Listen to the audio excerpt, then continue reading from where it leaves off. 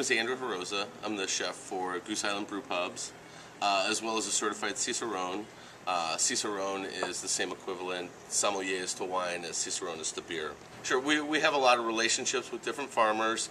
Our brewery sources out the best ingredients to try to make the best beer, as well as our kitchen doing the same. We work with a lot of small farms looking for the best product that's going to really fit our menu, as well as showcase the best that they can do as well.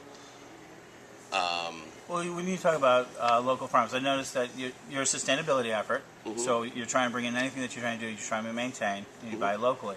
What does buy locally mean for you? I mean, what are the local farms that you kind of deal with? Well, we also have a program through our brewery, so in the brewing process you end up with what's called spent grains, which if you think of it as making tea, you have a tea bag left over with your tea. We use that tea, that's what's called wort, and then your tea bag that's left is called spent grain. What that is steeped germinated wheat, barley, oats, so on, whatever the grain build is for the beer, which becomes a great high sugar feed for a lot of animals. So we then serve this to farms instead of just wasting it, throwing it in the trash.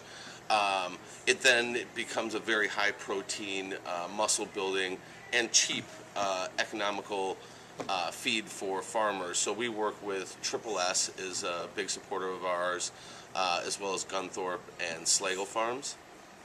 Those are our main meat producers. We also work with Black Earth, which is kind of like a butchery co-op. So one of the things I noticed is you have a program to work with the local farmers markets. Can you tell us a little bit about that?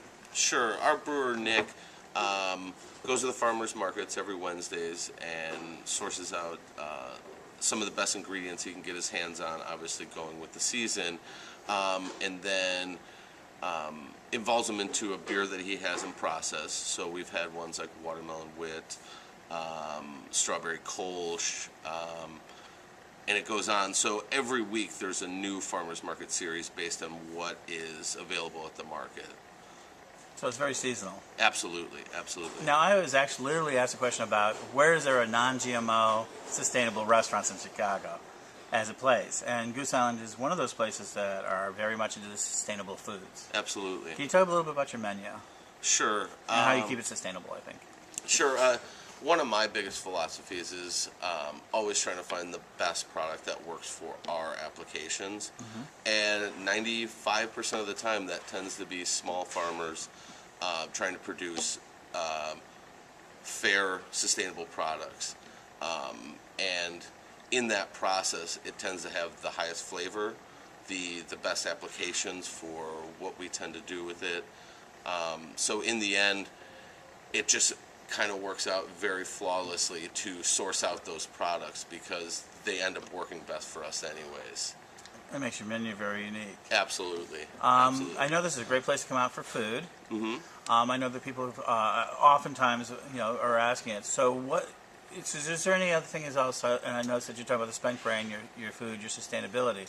I also noticed that you're utilizing old space. This is an old industrial space. Absolutely. I know that you're using a lot of different old woods that have been recycled. What is your plans for future sustainability? Do you plan to increase the sustainability? Do you have ideas, or do you think you're in good shape? Well, we just celebrated our 25th anniversary, so we've obviously been using this space to its full capacity for quite a few years. As far as future plans, it's we're kind of here, and we've been known to be here, and I believe we're going to stay here. So. And where can people find? So the Clybourne location here, we're at 1800 North Clybourne, just north of North Avenue in Clybourne, and our other location is 3535 North Clark, just across the street from Wrigley Field. Thank you. No problem.